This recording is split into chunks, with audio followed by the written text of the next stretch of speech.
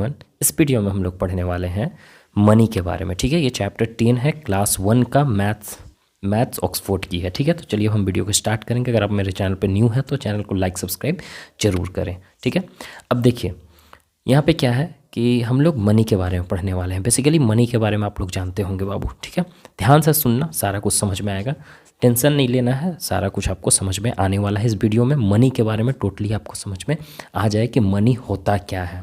ठीक है, और इस चैप्टर में क्या क्या मिलेगा आपको, ये सारा चीज़ हम लोग पढ़ते हैं।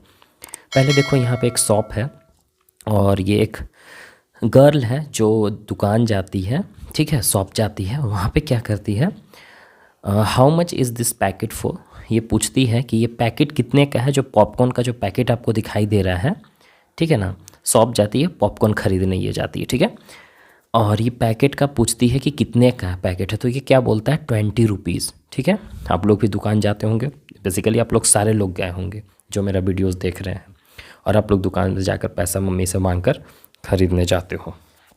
तो अब क्या करता है कि here is a 50 rupees note, sorry I don't have change. तो ये क्या देती है कि यहाँ 50 रुपीज़ का नोट्स देती है। ठीक है, 50 रुपीज़ का, और ये बोलता है कि मेरे पास तो चेंज नहीं है, तो प्लीज़ टेक। ठीक है, अब हम लोग इसी के बारे में पढ़ने वाले हैं। इस चैप्टर में हम लोग यही चीज़ के बारे में समझेंगे कि 20 रुपीज़, 10 रुपीज़, नोट्स हो गया, कॉइन्स हो गया, ये सब क्या होता है। आप लोग जो दुकान जाओगे पैसा लेकर, तो आप लोग कभी होता है ना कि कभी ज़्यादा पैसा दे दिए तो मम्मी आपके टेंशन में हो जाती है कि मेरा बच्चा ज़्यादा पैसा लेकर गया है, तो उसको समझ में भी नहीं आता है कि 10 रुपीज़ किसको बोलते हैं, 1 रुपीज़ किसको बोलते हैं, कॉइन किसको बोला जाता है, नोट्स किसको बोला जाता है। तो आज आपको यहाँ पे समझ में आ जाएगा। अब आप लोग दुकान जाओगे तो ईज़िली आपको समझ में आएगा। ठीक है, कि कितना हमको देना है, कितना पैसा बोला जा रहा है। तो अब चलो पढ़ोगे यहाँ ध्यान से आप लोग। देखो बाबू, यहाँ पे क्या लिखा हुआ है, knowing notes and coins. Notes के बारे में समझेंगे और कॉइन्स के बारे में समझेंगे। ठीक, तो अब चलो यहाँ पे देखो, आपको ये जो सिक्का जो होता है ना, जिसको हम लोग चिल्लर बोलते हैं, ये जो सिक्का होता है इसको हम लोग क्या बोलेंगे, कॉइन्स बोलते हैं। ठीक है, कॉइन्स बोलते हैं। अब बेसिकली कॉइन्स हर एक जितने भी पैसा होते हैं, जितने भी हमारा रुपीज़ होता है, सबका कॉइन्स नहीं होता है। जैसे 1 रुपीज़ का कॉइन आपको देखने को मिलता होगा, 2 रुपीज़ का कॉइन, 5 रुपीज़ का, 10 का। ठीक है, इतना सारा कॉइन्स देखने को आपको मिल जाता होगा, तो इसको हम लोग कॉइन्स बोलते हैं। ठीक है, इसको हम लोग क्या बोलते हैं, कॉइन्स बोलते हैं। और यहाँ पे देखो रुपीज़ को, ठीक है, रुपीज़ को हम लोग जैसे कि ये 1 रुपी है, 2 रुपीज़ है, 5 रुपीज़ है, 10 रुपीज़ है, ऐसे। ठीक है ना, तो रुपीज़ को हम लोग इस तरीक़ा से लिखते हैं, इस तरीक़ा से सिंबल में। ये आप अपने नोटबुक में भी ट्राई कर सकते हो बनाने का। ठीक है, र लिख कर उसमें डबल पैरेलल लाइन इस तरीक़ा से दे देते हैं। ये हमारे रुपीज़ का एक तरह से पहचान है, इससे पता चलता है कि ये रुपीज़ है। ओके, तो कॉइन्स जो होते हैं ना, शेप में सर्कुलर होते हैं, मतलब कि इस तरह का शेप में होता है, गोला होता है, जैसा आप देख पा रहे हो। These are commonly use for currency notes. इसको हम लोग करेंसी नोट्स के लिए यूज़ करते हैं, यहाँ पे जो दिखाई दे रहा है। ठीक है, इसको हम लोग करेंसी नोट्स के लिए यूज़ करते हैं। जैसे कि 10 रुपीज़ का, जैसे रुपीज़ हमारा 10 हो गया, ये आपका कॉइन्स में भी आता है और नोट्स में भी आते हैं। ये इसको हम लोग नोट्स बोलते हैं। ठीक है, ये जो आपको दिखाई दे रहा है इसको हम लोग क्या बोलते हैं, नोट्स बोलते हैं। ओके, तो जो कॉइन्स होते हैं, 1 रुपीज़ का कॉइन्स आता है, 2 रुपीज़ का, 5 रुपीज़ का, 10 रुपीज़ का। लेकिन 10 रुपीज़ में क्या होता है, 5 रुपीज़ का भी नोट्स होता है। ठीक है, लेकिन बहुत कम देखने को मिलता है। 5 रुपीज़ का नोट्स भी आता है, कॉइन्स भी आता है, 10 रुपीज़ का नोट्स भी आता है, कॉइन्स भी आता है। तो आप यहाँ पे देखो, ये 10 रुपीज़ का है, 20 रुपीज़ का है, और यहाँ पे ये 50 रुपीज़ का और 100 रुपीज़ का, ये सब हमारा क्या है, नोट्स है। ठीक है, कॉइन्स तो यहाँ पे आपको दिखाया गया था। सो कॉइन्स, ये देखो, ये हमारा कॉइन्स है और ये हमारा नोट्स है। तो बेसिकली आप लोग कॉइन्स और नोट्स का डिफरेंस समझ गए होंगे। ओके, यहाँ इस पेज में हम लोग को बस कॉइन्स और नोट्स का डिफरेंसेस समझना होता था। कॉइन्स ऐसा होता है, नोट्स ऐसा होता है। अब हम लोग वैल्यू के बारे में जानेंगे। ठीक है, अभी तो हम लोग कॉइन्स और नोट्स के बारे में देख लिए हैं, लेकिन वैल्यू के बारे में जानेंगे, जिसमें हम लोग हमेशा कंफ्यूज होते हैं। ठीक है, अब जैसे कि यहाँ पे नोइंग द वैल्यू है, ₹1। ठीक है, ये ₹1 है, तो ये कितना वैल्यू, तो ₹1 में कितना वैल्यू होते हैं। तो देखो 2 तरह का होता है। आप लोग पैसा बोलते हो कि मम्मी पैसा दो, ठीक है। लेकिन अगर आपको एक्चुअल में पैसा दिया जाएगा तो उससे आप कुछ नहीं खरीद सकते हो। अब कैसे? जैसे कि देखो, हम लोग को रुपीज़ चाहिए तब जाकर हम कोई भी चीज़ को खरीद सकते हैं। पैसा बहुत पहले चलता था, मतलब कि 20 ईयर्स पहले पैसा ज़्यादा चलता था, तो उस टाइम लोग पैसा को यूज़ करते थे। जैसे ये देखो 50 और 50, ये पैसा है हमारा, इसको हम लोग पैसा बोलते हैं, ठीक है। 50, जैसे कि आपको बोला गया कि लो 50 पैसे, तो 50 पैसे में कुछ नहीं आएगा, ठीक है। 50 पैसे में अभी के डेट में कुछ नहीं मिलता है, तो ये बहुत कम वैल्यू हो गया रुपीज़ का, ठीक है। अब हम लोग रुपीज़ का समझेंगे कि 1 रुपीज़ में कितना वैल्यू होता है, कितना पैसा होता है। तो ₹1 इक्वल टू 100 पैसे, ठीक है। ₹1 इक्वल टू 100 पैसे, मतलब 1 रुपीज़ में कितने पैसे होंगे? 100 पैसे होंगे, ठीक है। याद आ गया, समझ में आ गया होगा। मतलब 1 रुपीज़ आपके पास है, जैसे कि ये वाला कॉइन है आपके पास, तो इसको कोई बोले है कि इसमें पैसा कितना है, तब आप क्या बोलोगे कि इसमें 100 पैसा होते हैं, ठीक है। मतलब कि 50 प्लस 50 मतलब 50 पैसा प्लस 50 पैसा, तो दोनों को हम ऐड करेंगे तो कितना पैसा हो गया? 100 पैसा हो गया। तो 100 पैसा इक्वल टू कितना होता है? ₹1 हो जाएगा। आई बात समझ में? मतलब कि 100 पैसे हैं आपके पास, तो उसमें क्या होगा? 1 रुपीज़ होगा, ठीक है। 100 पैसे में 1 रुपीज़, तो समझ में आ रहा है। जैसे कि ये पैसा हमारा छोटा वैल्यू है और रुपीज़ हमारा बड़ा वैल्यू है। आ गई बात समझ में? एक बात और आप ध्यान से समझ लो, जैसे कि अगर यहाँ पे 500 और यहाँ बगल में P लिखा हुआ है और एक 500 ऐसे ऐसे लिखा हुआ, तो ये वाला सिंबल हमारा बड़ा अमाउंट का लिए होता है, ये हमारा छोटा अमाउंट होता है। मतलब ये 500 रुपीज़ हुआ और ये 500 पैसा हुआ, मतलब कि 500 पैसा, मतलब कि ये 1 रुपीज़ में कितने पैसे होते हैं? 100 पैसे होते हैं ना। तो उसी तरह से अगर 5 रुपीज़ होगा तो कितना पैसा हो जाएगा? तो 500 पैसा हो जाएगा, ठीक है। तो 500 और 500 रुपीज़ में बहुत ज़्यादा का डिफरेंस हो जाता है, ठीक है। तो ये वाला जो सिंबल है ये हमारा बड़ा अमाउंट का है और ये पैसा हमारा इससे छोटा अमाउंट है, ठीक है। कन्वर्ट भी किया जाता है, जैसे कि आपको दे दिया गया 5 रुपीज़, अब बोला जाएगा कि इसमें कितना पैसा होंगे, तो आप कैसे बताओगे? तो हम क्या कैलकुलेट करेंगे? हमको पता है कि ₹1 में 100 पैसे होते हैं, ठीक है। तो ₹2 में कितने पैसे होंगे? 100 प्लस 100 कितना होगा? 200। तो उसी तरह से ₹5 में तो 100 को 5 टाइम्स हमको ऐड करना होगा, तो 500 हो जाएगा।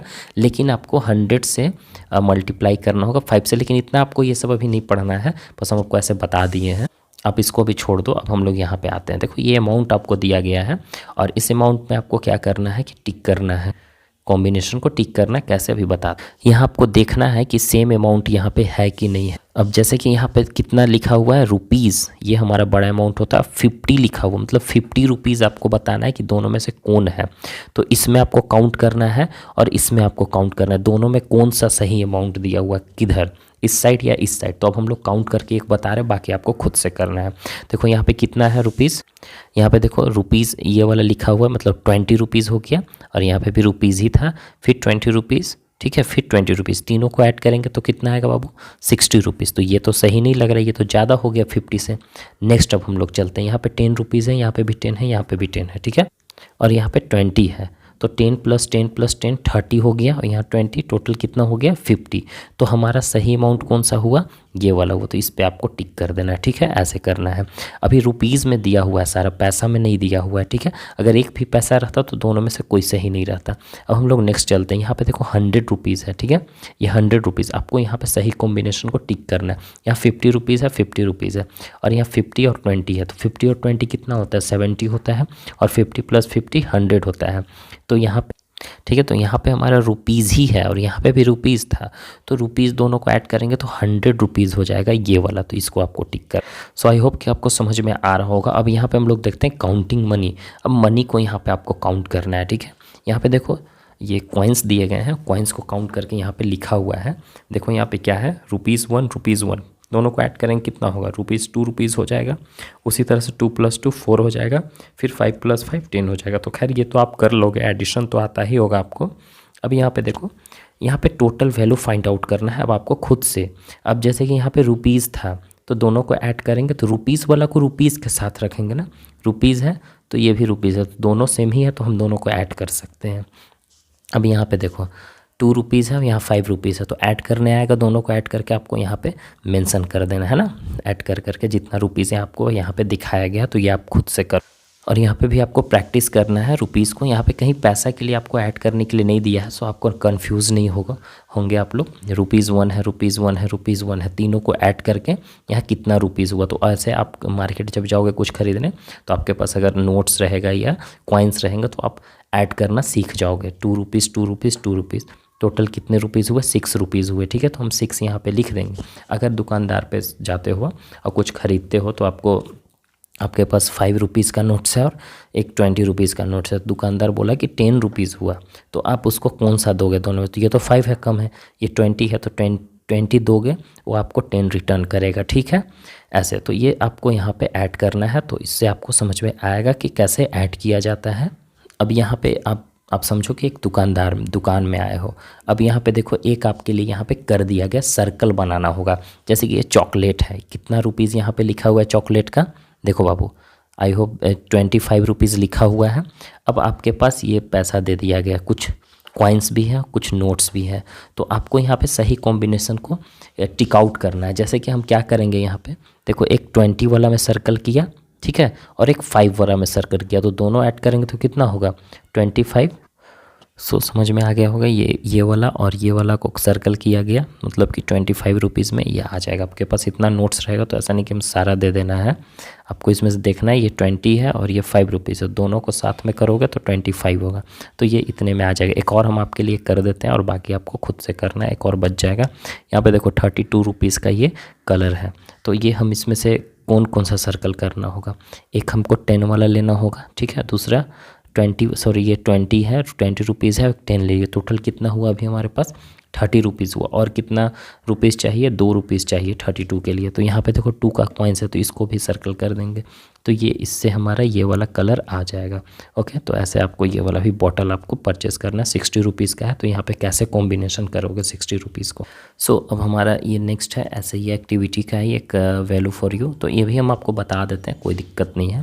देखो एक वुमेंस का ग्रैंड मदर का बर्थडे था, ठीक है, वुमेंस का ग्रैंड मदर का बर्थडे, ठीक है। तो अब वो क्या करता था कि ग्रीटिंग कार्ड बनाना चाहता था अपने ग्रैंड मदर के लिए, कुछ स्पेशल करना चाहता था। तो एक ग्रीटिंग कार्ड के लिए उसको कुछ सामान चाहिए था, मार्केट से लेना था। तो देखो एक ये फेविस्टिक लेता है, कि कितना लिखा हुआ है यहाँ पे 10 रुपीज़। एक पेपर लेता है 2 रुपीज़ का, एक यहाँ पे ये स्टार लेता है 5 रुपीज़ का, ठीक है। तो अब इसमें यहाँ पे पूछा गया how much did he spend in all, मतलब इसमें वो टोटल कितना खर्च किया। तो आप इसको 5 + 2 + 10 काउंट करके यहाँ पे लिख देना होगा, ठीक है, इतना वो स्पेंड किया। तो बस यही हो गया। ओके, और यहाँ पे ये पूछा जा रहा है क्या अपने पेरेंट्स के लिए भी ऐसा कुछ किए हो? अगर किए हो तो कुछ लिख सकते हो। और यहाँ पे ये दिया हुआ है कि कोई 3 चीज़ आपको देना है, मतलब घर में अगर आपके बच्चे या किसी को भी 3 चीज़ देने के बाद उसका प्राइस के बारे में पूछना है। मतलब कि माने चलो हम कुछ एक कलर ले लिए, ठीक है, और एक इंस्ट्रूमेंट ले लिया, ऐसे लेकर, तो इस कलर का कितना दाम था? 20 रुपीज़, इसका कितना? तो ऐसे आप भी कर सकते हो, कोई प्रॉब्लम नहीं है। एक ये चीज़ होता है जो कि कभी कभी आप लोग को कन्फ्यूज़न करता होगा कि ये क्या है सर, तो कोई दिक्कत नहीं, ये आपको समझ में आएगा भी, कोई प्रॉब्लम नहीं है। आई कैन मतलब कि मैं कर सकता हूँ। अब यहाँ पे 2 चीज़ है, एक I can do it on my own और I can do it with help. अब इसका क्या होता है कि जैसे कि इसको मैं खुद से कर सकता हूँ और इसको मैं किसी की मदद से कर सकता हूँ। अब चलो क्या ऐसा कर सकते हैं खुद से और क्या किसकी मदद से कर सकते हैं? जैसे कि recognise different notes and coins. अब आपको अगर नोट्स और कॉइन्स दिया जाएगा तो क्या आप खुद से पहचान लोगे कि कौन नोट्स है और कौन कॉइन्स है? तो आई होप कि आप लोग अब पहचान लोगे कि नोट्स किसको बोलते हैं, कॉइन्स किसको बोलते हैं। तो अगर आप ये चीज़ खुद से कर सकते हो तो आप इसमें टिक कर दोगे। बस यहाँ पे लिख देना है yes I can, yes I can, हो गया, बस सिंपल। अगर आप इसकी ये अब नेक्स्ट है काउंट मनी। अब मनी को काउंट करना खुद से कर लोगे, तो अगर नहीं कर पाते हो खुद से काउंट तो आप इसमें किसकी मदद से कर पाओगे?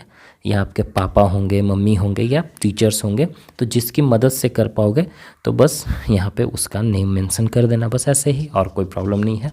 तो आई होप कि वीडियो अच्छा लगा तो लाइक सब्सक्राइब जरूर कीजिए। Thank you.